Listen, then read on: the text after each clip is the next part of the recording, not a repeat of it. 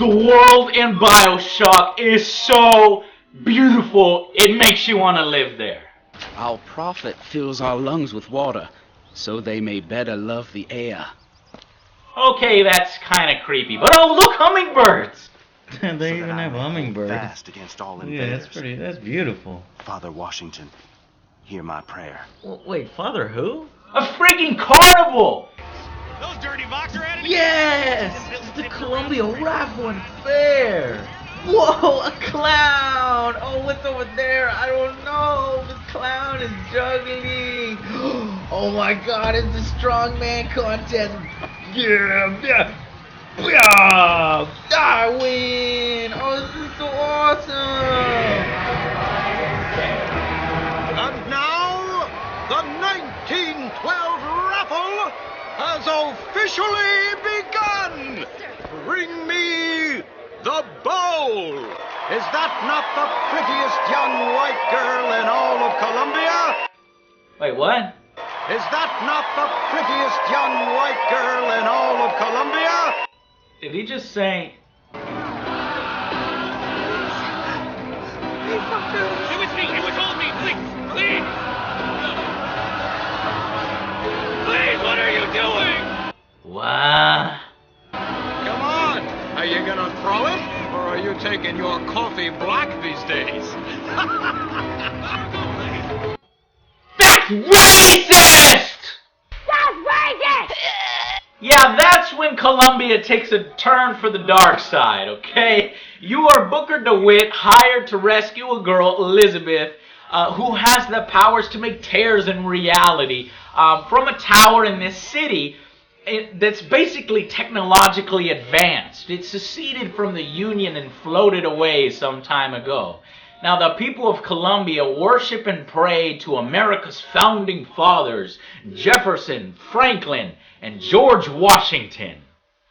Their leader, Madman Father Comstock, is a prophet who rules with an iron fist over them. Worse, they are essentially a pack of amazing flying racists that wholeheartedly believe in slavery and that blacks are below them, serving only as laborers and janitors at best. 'Twas yellow skin and slanted eyes that did betray us with their lies, until they crossed the righteous path of our prophet's holy wrath. That's racist! They even hate Abraham Lincoln and have a statue to their hero, John Wilkes Booth. Yeah. No, this is not a nice place to live in at all. So essentially you get to shoot all of these brainwashed racists in the face. After him now! Flank him, thumbsticks!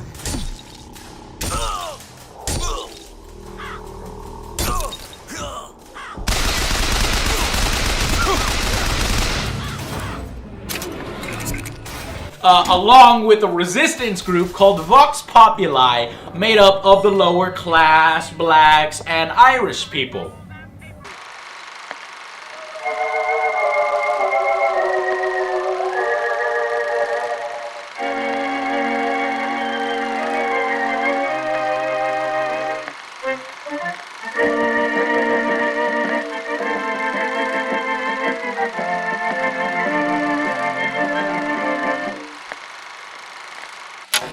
This is the most important game of our generation.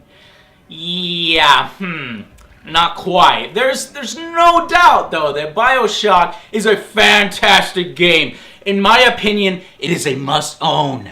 I'm going to stop right here, and I'm going to tell you to go out and buy Bioshock Infinite, alright? It's that good. Gaming journalists are absolutely enthralled, as you can see by the game. How refreshing it is to have a game with such a profound and satisfying conclusion. And I think that ending is bumping up the scores a point.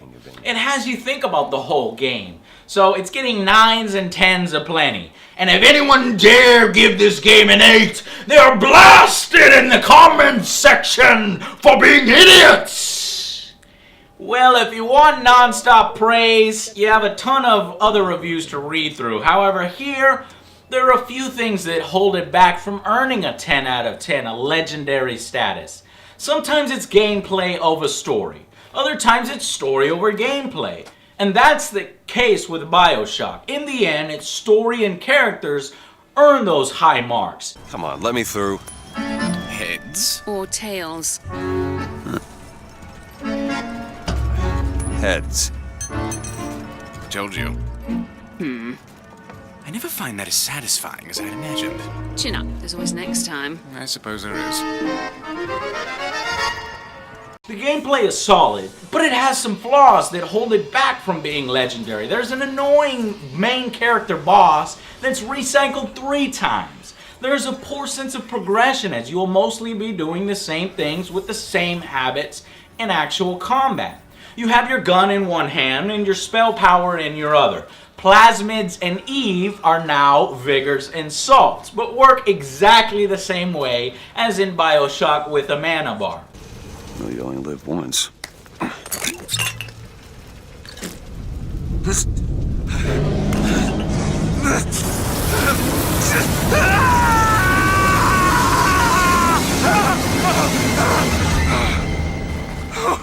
The Vigors do help to increase variety in combat with electricity strikes, bucking broncos that toss up your enemy, possession spells, fire bombs, crows replace bees, though I prefer bees. Oh, no, not the bees!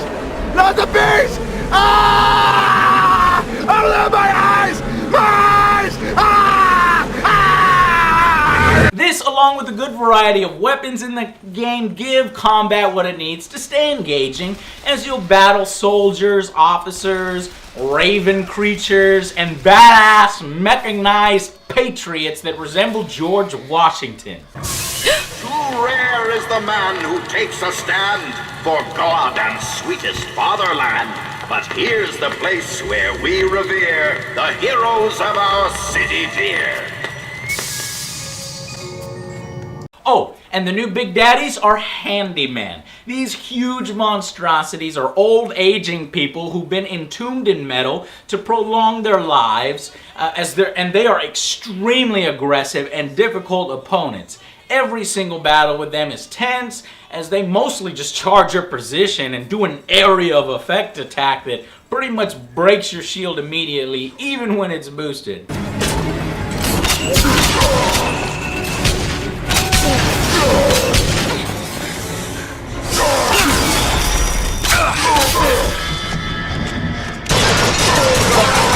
Die! Oh shit, I got no health! Oh fuck! Oh my god, that was fucking close. One fantastic addition to the game that has to be mentioned are the Skylines. As it's a flying city, you get to move around various locations and get to better vantage points by using a hook to fly around the level. It's great fun, and if you actually use it, it's something wholly new to the combat formula. The issue, though, comes in with your carried weapons and how useful the Vigors are, the various ones. I found myself only using Possession and Return to Sender almost exclusively, as Lightning, Shock, and some of the others felt underpowered and didn't really have much point. Also, being limited to just 2 weapons at a time means that if you aren't carrying around a nice heavy weapon in one of those slots, you're going to have some trouble later on in this game, okay? There are weapon and vigor update stations, level up stations, as well as health and ammo stations, and these are often placed near intense battles to keep you stocked. However, the problem is there's no weapon purchase station, so that forces you basically to find the 2 best weapons in the game and stick with them the whole game.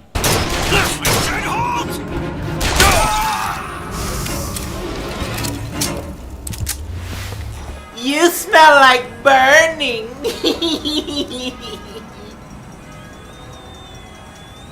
Also, annoyingly enough, the largest battle is the only part in the game that doesn't have these stations, and it does an extremely poor job of preparing you up leading up to it. So you're gonna be dying a lot, especially if you carried crappy weapons.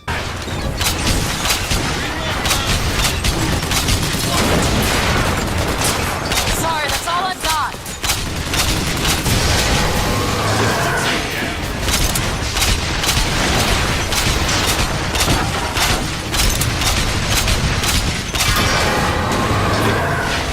And who the fuck designed this flagship with its core exposed? God damn it! Must have replayed this level a billion times. Oh my god, where's it coming from? God dang it! Where the fuck is he? No, don't shoot it! God damn it! Oh, you fucking stop shooting it, you fucking asshole! Watch yourself up. God dang it! Oh, what the? You motherfuckers! You stop it, you fucking bitch! God damn it! Oh. Fuck!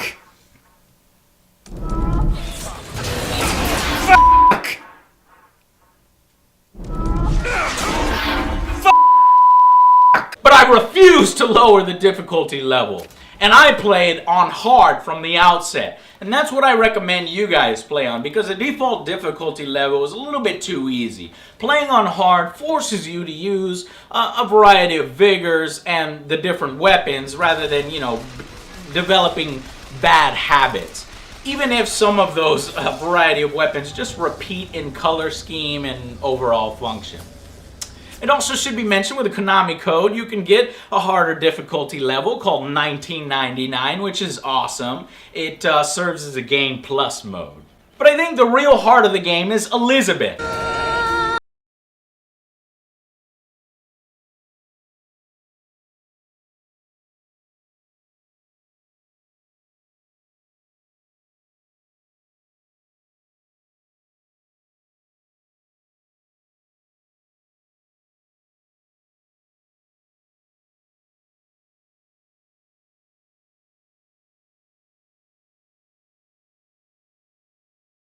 Be more than his provincial life. Just what I'm going to make Belle my wife. And a lot of hype went into Elizabeth and just how realistic she is. We knew that if we didn't get her right, the game wouldn't be right. And she really is the emotional center of the game. She leans up against walls, she sits down in benches and examines the ground on occasion. But after all was said, she's nothing groundbreaking in terms of AI. She's a nice character, beautiful as well, and she doesn't get in the way at all. The enemies never directly target her, so you're not going to be failing your mission or anything. So it never feels like basically an escort mission or that she's some kind of burden. In fact, she's given some helpful aids. She'll find you and toss you money, health, vigor, and ammo, even during battles, which is something you can exploit. Fight like a man. Okay, catch. Appreciate it.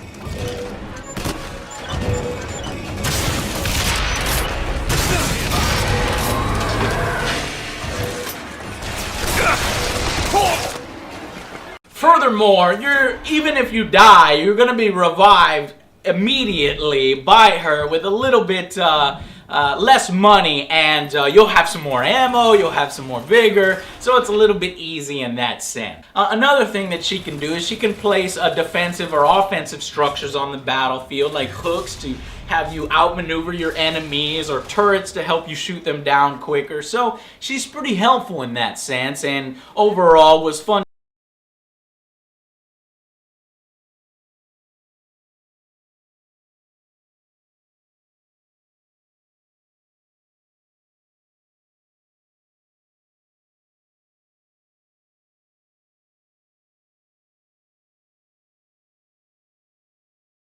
Miss Elizabeth. Hello. Oh, this is wonderful. Oh, come dance with me, Mr. I DeWitt. don't dance. Come on, let's go. Why? What could be better than this?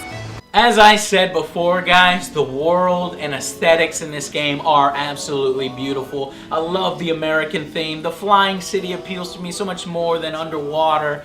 There's so many moments where you just want to sit back and just look at what you're seeing. It's just so creative. And someone could have said, Bioshock underwater. Well, let's go into the air with flying cities. But, you know, that would be easy to say, but the execution of it was fantastic. Though, I am a bit surprised at the lack of puzzles. These could have broken up the shooting gallery sections, and there are tons of them back to back here. By having a few puzzles, they might have been able to better make use of some of the different vigors that aren't used in combat so much. I always enjoy side quests too in games, and Bioshock has a few, but again here they boil down to go find a lock or go find a code, which has you backtracking to get what amounts to some health and shield upgrades and gear. That's not so bad, but the gear, almost every single gear you get was disappointingly pointless. Aside from maybe one or two, I never switched much from my original gear packages. Gear provides different abilities or enhancements to some of what you can do, but I just never found them useful because they're so limited to only being on a skyline or only if you execute someone. And there just aren't that many that actually make you feel like you've powered or leveled up. So again, that plays into what I felt could have been a stronger sense of progression in the gameplay.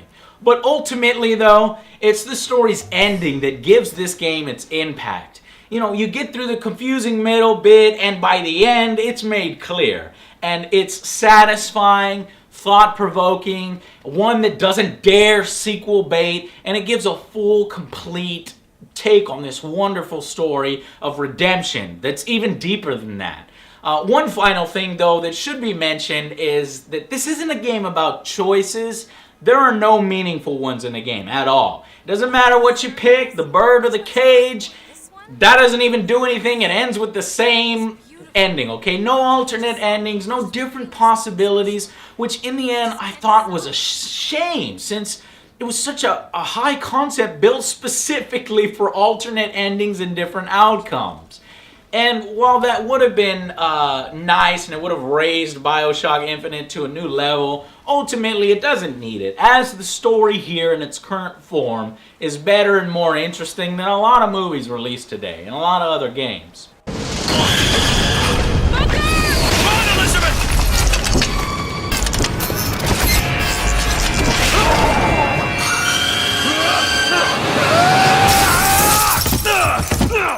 It's far more than just a crazy dude running an underground city. It touches on many different themes. So for one story to cover all this and then come together at the end in that way is a fantastic feat. Even if there are a few loose ends, like you guys, maybe you could tell me this, how does Elizabeth have powers in the first place?